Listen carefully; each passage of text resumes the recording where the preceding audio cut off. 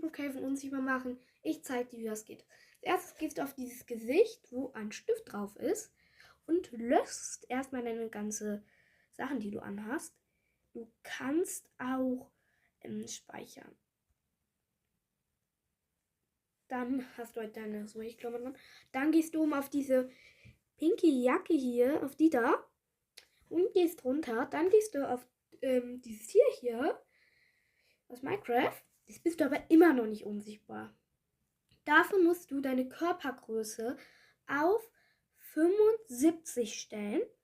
Wenn du unter 75 machst, passiert das. Das heißt, du musst deine Körpergröße auf 75 stellen. Und jetzt bist du einfach unsichtbar.